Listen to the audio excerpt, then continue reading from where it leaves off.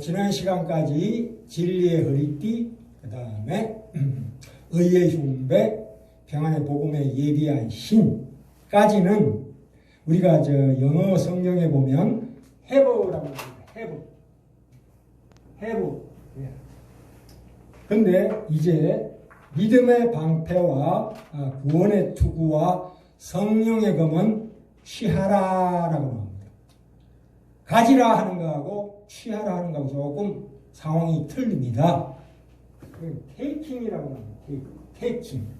해빙이라고 하고 가집니다. 몸에 착용하는 거죠. 말하자면 몸에 착용하는 거예요. 이거는 몸에 고정시키는 부분이다. 이거예요. 우리가 허리띠와 의의 흉배, 그러니까 목 아래로부터 허벅지 위까지 의의 흉배라는 것은 몸에 착용하는 거지요.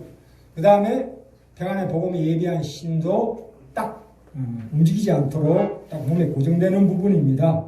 그러나 이제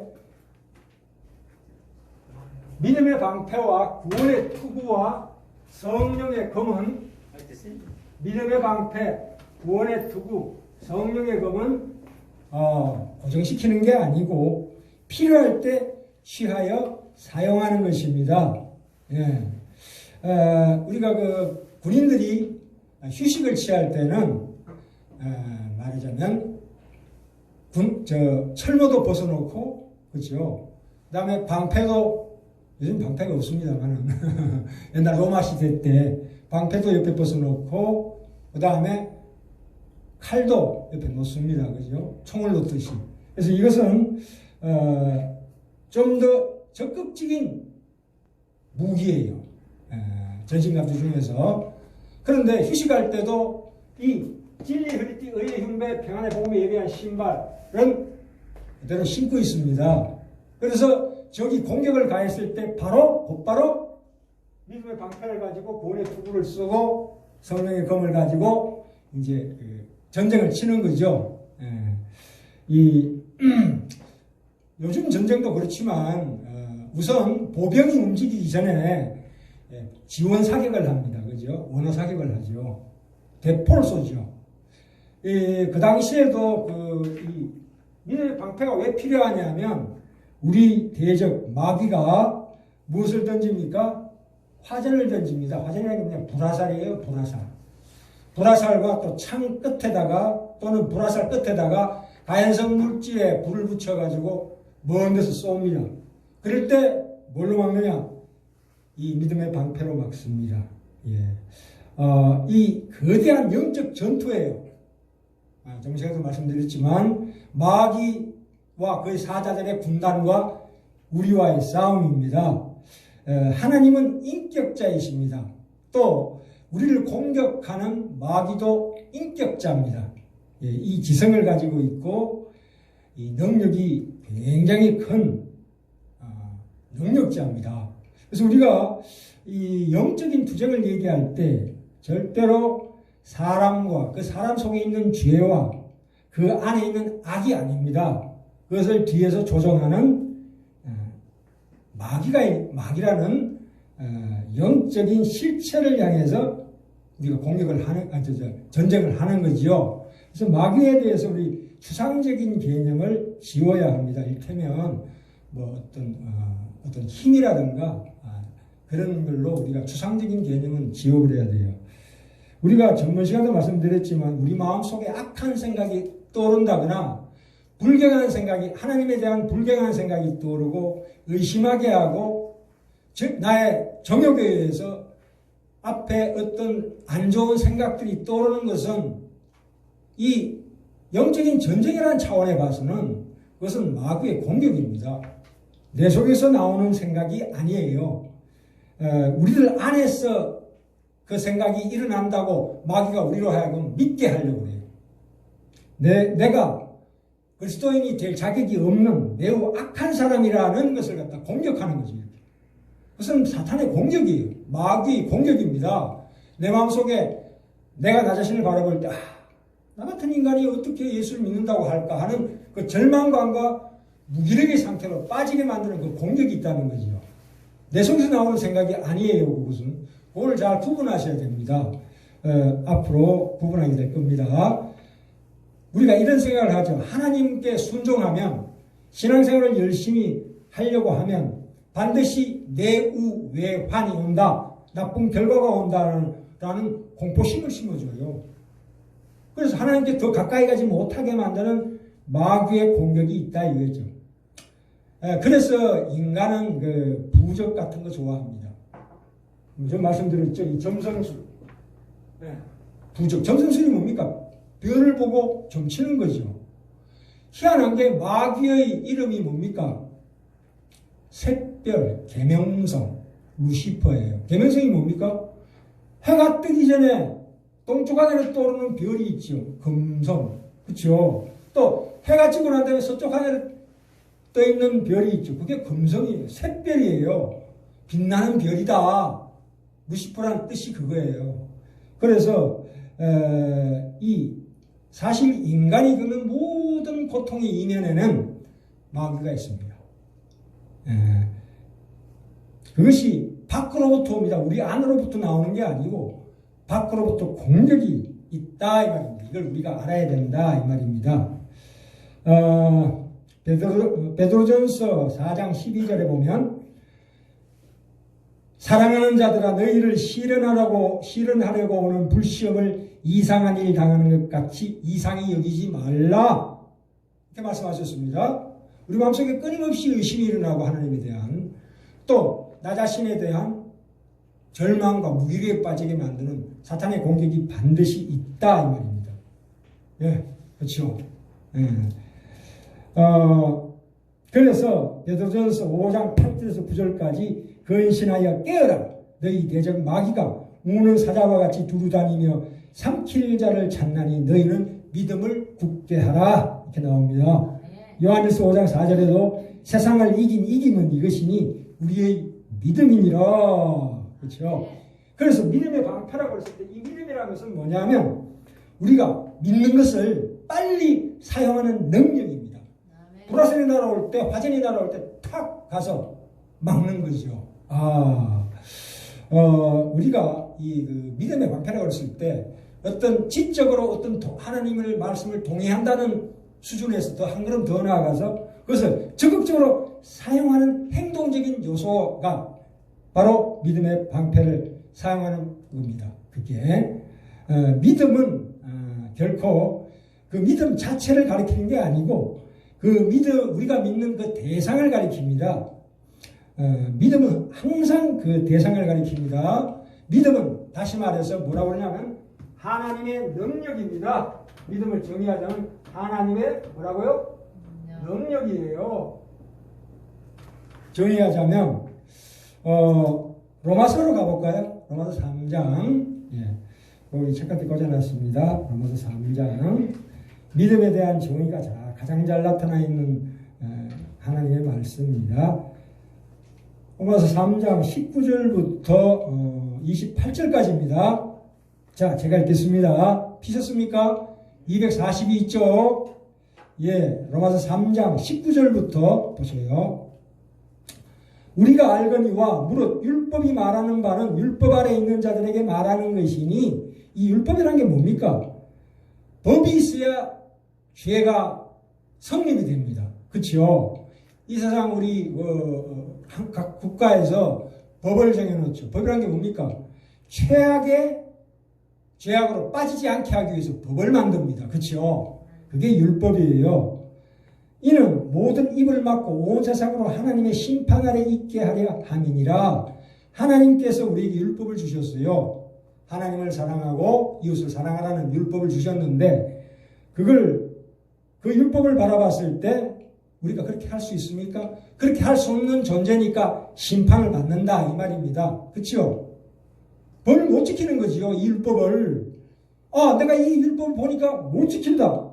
그러니까 내가 심판 아래 있는 거예요. 그렇죠? 안 그렇습니까? 내가 사형선고를 받는 거예요. 죄를 지었으니까. 계속 속에서 죄가 올라오는 거죠. 남을 미워하고 시기하고 질투하고 정오하는 마음이 끊임없이 내게서 올라옵니다. 그래서 율법을 봤을 때 나는 죽어 마땅한 죄인이라는 생각을 하게 하는 거죠. 율법의 기능이 그거예요. 네가 죄인이다. 그러므로 자 20절에 율법의 행위로 그의 앞에 의롭다 하심을 얻을 육체가 없나니. 그렇죠. 내가 그 율법을 지킬 수 있습니까? 못 지킵니다. 절대로. 그렇죠. 하나님 주신 율법을 지킬 수 있습니까? 십계명을 지킬 수 있냐고요. 못 지켜요. 그러니까 뭐요? 율법으로는 뭐요? 죄를 깨달으면 아 내가 죄인이구나. 그래서 깨닫는 거지요. 아 내가 죄인이구나. 그렇죠? 예. 자 그런데 야 이제 하나님 은혜가 옵니다. 21절 이제는 율법 외에 자 법이 있는데 율법 외에 하나님의 한 의가 나타났으니 율법과 선지자들에게 증거를 받은 것이라 이 구약을 얘기하는 겁니다. 자 22절부터 곧 예수 그리스도를 믿음으로 말미암아 모든 믿는 자에게 미치는 하나님의 의인이 여기에 차별이 없느니라. 예수 그리스도를 믿음으로 말미암아 모든 믿는 자에게 미치는 하나님의 의래요. 율법하고 반대되는 개념입니다. 그건 은혜예요. 모든 사람이 죄를 범하였음에 하나님의 영광에 이르지 못하더니. 그렇죠. 그런데 24절에 그리스도 예수 안에 있는 구속으로 말미암아 하나님의 은혜로 어떻게? 값없이 내가 믿어서 구원 얻는다고 그랬습니까? 가만히 있는데 내가 믿음이 선행되지 않았는데도 하나님이 내게 값없이 의롭다 하심을 얻은 자 되었느니라. 그렇죠? 이 예수를 하나님이 그의 피로 인하여 믿음으로 말미암은 화목제물로 세우셨으니 우리 죄를 아까 우리가 내가 죄인이구나 하는 그 죄를 누구한테 담당시키셨다고요? 예수 그리스도께 담당시키셨다. 그래서 그 예수 그리스도를 제물로 삼아서 예수 그리스도를 말하자면 죽이셨다 이거예요. 이는 하나님께서 길이 참으시는 중에 전에 지은 죄를 강구하심으로 내가 지은 모든 과거와 현재와 미래의 죄를 완전히 누구를 통해서 예수를 통해서 우리에게 죄 없다고 선언하시는 거지요.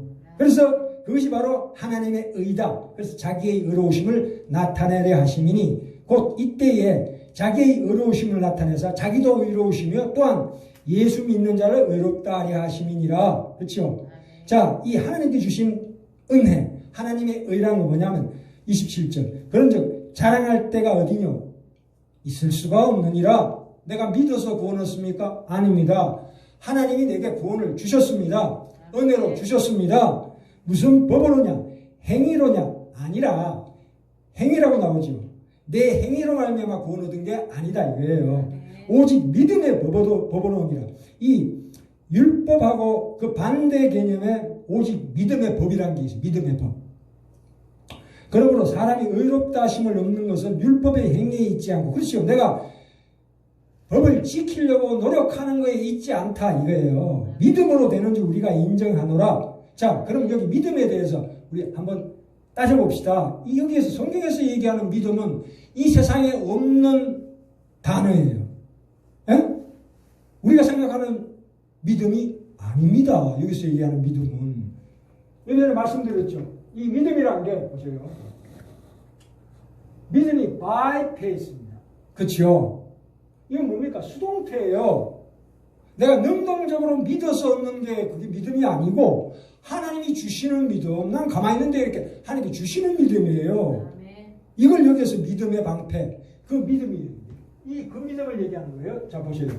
믿음에는 이 명사 by faith에 파생되는 believe라는 동사와 trust라는 동사가 있어요. 여러분 말씀드렸죠. 본의 3단계에서. 근데 이 believe라는 단어는 trust라는 단어하고 전혀 다른 개념이에요. 우리가 얘기하는 믿음이라는 것은 이 trust를 얘기해요. 이게 아니다 이거예요. 자, 이 trust라는 믿음이라는 뜻은 이거예요. 내가 146번 버스를 타고 수색에서 인문동까지 가는 버스가 있었어요. 제가 고등학교 때. 지금 있나 몰라. 한강대교를 지나잖아요. 그러면 한강대교가 무너지지 않을 줄 내가 믿는다? 그건 믿음이라고 볼 수 없죠. 왜? 믿음이란 것은 사람을 사이에 믿음이 오가는 것이 이 물질에다가 믿음을 얘기하면 안 되죠. 그렇죠? 한강대교가 무너지지 않을 줄 믿는다 그랬을 때 그것은 믿음이 아니고 확률이고 수학이죠. 그렇죠? 튼튼하게 지었으니까 그게 무너지지 않겠다는 그 확률이에요. 그렇죠? 그런데 146번 운전기사를 내가 믿는다 그랬을 때 성경이 내가 운전기사를 믿는 것은 바로 요거예요. 요거. 이게 아니고 요거라고요. 그래서 운전기사가 실수하면 어떻게 돼? 나는 내가 믿었어도 꽝이야, 꽝. 그죠? 그래서 우리가 이 성경에서 얘기하는 큰 믿음이라는 것은 뭐냐? 첫째, 어떻게 정의를 내리냐면, 기성이면 감침이다가 아닙니다. 내가 믿으면 복 받고, 안 믿으면 벌 받는다는 개념이 아니에요. 이것은 율법이라고 그랬잖아, 그것은. 행위로 말미암는 법, 그것이 아니다 이거예요. 하나님의 의는 뭐냐? 내가 잘 믿든 못 믿든 내게 은혜를 그냥 주시는 거예요. 선물이에요. 이거 이해하는데 굉장히 오랜 세월이 걸릴 겁니다, 아마. 자, 그래서 한번 추적해 봅시다. 이 말씀이 무슨 얘기인가? 값없이 의롭다 하심을 받았다 이거예요. 내가 자랑할 수 없다. 왜? 내 행위에 있지 않으니까. 그죠? 무슨 법으로냐? 행위로냐? 오직 믿음의 법이다. 그 믿음이 뭐예요? 은혜다 이거예요. 삭시 아니다. 4장 4절에 볼까요? 4장 4절에. 이 4장에 아브라함의 믿음을 예로 들면서 4장 전체를 통해서 이 믿음이 무슨 뜻인가를 계속 얘기합니다. 보셔요. 4장 1절에 육신으로 우리 조상된 아브라함이 무엇을 얻었다 하리요. 만일 아브라함이 행위로서 얻었다 하심을 얻었으면 자랑할 것이 지혜로니와 하나님 앞에서는 없느니라. 그렇죠? 근데 4절에 보셔요. 자, 정확하게 나오네요. 일하는 자에게는 그 삭슬 은혜로 여기지 아니하고 빚으로 여기거니와 5절에 일을 아니할지라도 경건치 아니하는 자를 의롭다 하신 이를 믿는 자에게는 그의 믿음을 의로 여기시나니. 와, 이 굉장한 말씀 아니에요? 내가 로마서 5장 8절에 그래요. 우리가 아직 죄인 되었을 때에 그리스도께서 우리를 위하여 죽으심으로 하나님께서 우리에게 대한 자기의 사랑을 확정하셨느니라. 그렇죠? 자, 이 믿음이라는 것은 우리가 경험하고 생각하고 인식하고 감각되는 영역 안에 있는 것이 아닙니다. 예? 우리가 느끼지 못하는 더 큰 사실, 우리가 느끼지 못하는, 생각하지 못하는 더 큰 영역, 더 큰 절대자가 우리에게 주시는 은혜다 이런 뜻입니다. 세상의 믿음하고는 전혀 다릅니다. 그래서 성경은 지금 내가 얼마나 거룩한 걸 묻고 있지 않습니다. 절대로. 내가 얼마나 참되냐, 얼마나 거짓이 없냐를 묻는 것이 아닙니다. 지금 묻고 있는 것은 네가 죄를 지었을 때 하나님 앞에 죄송한 생각이 드느냐 이걸 묻는 거예요. 내가 죄를 지었을 때 하나님을 공경하고 두려워하고 그래서 이 어찌합니까 하는 생각이 드는 사람은 구원받은 사람이에요. 아멘. 그렇죠. 이걸 묻고 있는 거예요. 성경은. 그래서 구원을 얻어서 믿게 된 겁니다. 내가 예수를 믿어서 구원 얻은 게 아니고 그 전에 이미 하나님께서 웬일인지 내가 죄인 됐을 때에 구원의 필요성을 못 느꼈을 때 하나님이 나를 찾아오셔서 내 마음속에 영혼을 살려주셨다 이거예요. 살려주셨다. 나는 죄인 됐을 때 아무 생각도 없었는데 하나님을 생각도 안 했었는데 어느 날 내게 오셔서 성령께서 내 안에 오셔서 갑자기 나를 살리셨기 때문에 장님이 날 때부터 성령께서 눈을 똑 뜨니 보이네 이렇게 되는 거예요. 그래서 제가 예수를 믿나이다. 이제 고백이 나오는 거예요. 그렇죠? 스스로 그렇게 되는 거예요. 이걸 오해하시면 안 됩니다. 그래서 우리가 믿음 그랬을 때 항상 믿음의 대상을 보셔야 돼요. 대상을. 믿음의 대상, 그 베푸는 사람, 그 은혜라고 해서 은혜고 선물은 그 베푸는 사람이 중요한 거잖아요. 베품을 받는 내가 아니고 그래서 내가 그 믿음을 가져야 되는 나의 행위나 믿는 나, 고백하는 나, 베품을 받는 나가 아니에요. 이것은 트러스트예요. 물론 이것도 여기에 포함이 되지만 그건 나중 얘기예요. 이게 내게서 나온다니까요. 이게 하나님의 대상을 바라보고 있으면 내 속에서 이 트러스트가 나온다니까. 이게 뭐의 능력으로? 하나님의 능력으로 내 속에서 믿음이 생긴다 이 말입니다. 그렇죠? 그래서 항상 그 믿음의 대상인 하나님을 바라봐라 이거예요. 나의 잘잘못을 따지지 말고 내가 아무리 엉터리로 믿었어도 나 그것만 바라보면 나는 넘어져요. 사단은 계속 그것을 공격합니다. 네가 꼬라지가 그게 뭐냐? 계속 공격. 그게 화전이에요. 그걸 뭘로 막으라고요? 믿음의 방패로 막으라. 하나님의 능력으로 막아라 이거예요. 아, 이거 얼마나 은혜로운 말씀이에요. 그죠? 우리가 뛴다고 했을 때 뭐가 뜁니까? 내가 뛰는 거지요. 근데 사실 따지고 보면 다리가 뛰는 겁니다. 다리가 뛴다는 건 뭐냐? 머리에서 다리로 명령이 내려오기 때문에 다리가 움직이는 거예요. 그죠? 굉장히 어려운 문제인데 계속 앞으로 이제 따져보도록 하겠습니다. 그래서 머리는 뭡니까? 하나님의 능력이지. 그럼 내려오는 거 아니에요? 다리가 뛰는 거 아니에요? 이게 나의 의지로 작동이 된다는 거지요. 이 하나님의 능력과 나의 자유의지가 묘하게 섞여 있는 거예요. 근데 가장 주체는 뭐냐? 믿음의 주체는 뭐냐? 하면은 하나님의 능력입니다. 내가 움직이고 싶지 않아도 하나님이 능력으로 내가 움직이게 만들어준다 이 말입니다. 그렇다고 내가 로봇은 아니에요. 항상 내가 움직이는 것처럼 느낌은 그렇게 와요.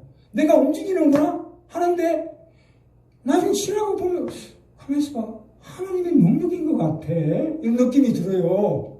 이상하죠? 분명히 움직이는 건 난데 내 생각으로는 내가 움직인다 생각하는데 그 내가 움직이는 것이 뒤에 조정한다고 그러면 좀 말이 이상하지만 어쨌거나 하나님께서 내게 은혜를 주신다 이 말입니다. 이것을 참 우리가 잘 해야 됩니다. 그래서 우리가 믿음이란 게 자꾸 나를 체면시키는 거 아니에요. 믿자 아닙니다. 그렇게 해가지고는 진정으로 믿음이 올라오질 않아요. 그건 나 자신을 체면시키는 거예요. 체면시키지 말라 이거예요. 첫째는 뭐예요? 그게 근본이에요. 믿음의 근본이라고요. 그래서 이 믿음의 방패란 게 그렇게 소중한 겁니다. 그렇죠? 예, 말씀드렸죠? 지성이면 감천이 아닙니다. 예, 우리가 예, 됐습니다. 자, 이 믿음의 방패, 이 믿음에 대해서는 앞으로 두고 우리가 따져볼 만한 그 주제인 것 같아요. 자, 오늘 이제 구원의 특으로 들어갑니다. 시간이 많이 가가지고 이 구원의 특으란 건 뭐냐면 인간이 가장 소중한 게 뭡니까? 머리입니다. 머리를 한 대 맞아버리면 끝나요. 전쟁 끝나버립니다. 그래서 이 믿음의 특으라 그랬을 때 이건 뭐냐면 보세요. 데살로니가전서 5장 8절에서 우리는 낮에 속하였으니 근신하여 믿음과 사랑의 형배를 붙이고 구원의 소망의 투구를 쓰자. 구원이라는 건 뭐냐? 소망의 투구예요. 소망의 투구. 내가 구원받았다? 로 끝나는 게 아니에요. 구원의 결국을 얘기하는 거예요. 구원의 결국. 내가 지금 구원받고 있죠? 그렇죠? 내가 과거에 구원받았다? 지금 구원받고 있다? 앞으로 구원받을 것이다. 그 받을 것을 바라보는 것이 소망이에요. 그 소망의 투구를 쓰라 이거예요. 그렇죠? 네? 이 말은 무슨 얘기냐면 지금 내가 받고 있는 구원으로 인해서 감동하고 하는 걸로 끝나지 말라 이거예요. 구원은 그 정도 수준이 아니다 이거예요. 그렇죠? 안 그렇습니까? 지금 우리가 받는 이 구원이 다가 아니다. 더 있다 이거예요. 더 있다. 은혜를 많이 깨달으셨죠? 그죠? 그러나 그걸로 끝이 아닙니다. 그것만 가지고 있으면 마귀에 공격받습니다. 너 과거에는 하나님을 보내신 거 확실해. 어느 날 교회 와서 감동을 느끼고 하나님 살아계심을 느끼는. 근데 그 뒤에 뭡니까? 무미건조하고 아무 마음에 감동이 없어. 그쵸? 거기에서 사람이 쓰러지는 거예요. 그때 마귀의 공격이 옵니다. 네가 구원받았다고? 증거대봐. 될 게 없지 지금. 아무 느낌이 없는데? 내가 구원받았다는 감격을 과거에 느꼈다 할지라도 지금은 없는 거야. 고난과 시련 속에 있는 거예요. 그런데 이때 어떻게 해야 돼? 구원의 투구를 써야 돼. 앞으로 받을 구원을 바라봐야지. 그래야 마귀 공격을 물리칠 수 있다 이거예요. 자, 하나 더 찾읍시다. 자, 고린도전서 10장 11절 봅시다. 10장 11절 274쪽입니다. 274쪽. 예. 여기 보시면 고린도 10장은 무슨 얘기냐면 10장의 서두에 이스라엘 민족들이 모세와 함께 애굽을 탈출해서 홍해를 건넌 사건과 또 모세에 속한 이 이스라엘 민족들이 계속 뭘 합니까? 우상 숭배를 했어요. 그렇죠? 우상 숭배를 범했다가 보세요. 1절부터 10절까지 자, 우리가 이거 예를 이렇게 듭시다. 세상에 성공한 사람들은 보셔요. 중학교 때, 그죠? 중학교 입시를 성공했을까요? 안 했을까요?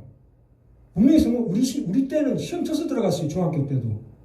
고등학교도 시험 쳐서 들어갔고, 대학교는 물론 시험 쳐서 들어갔습니다.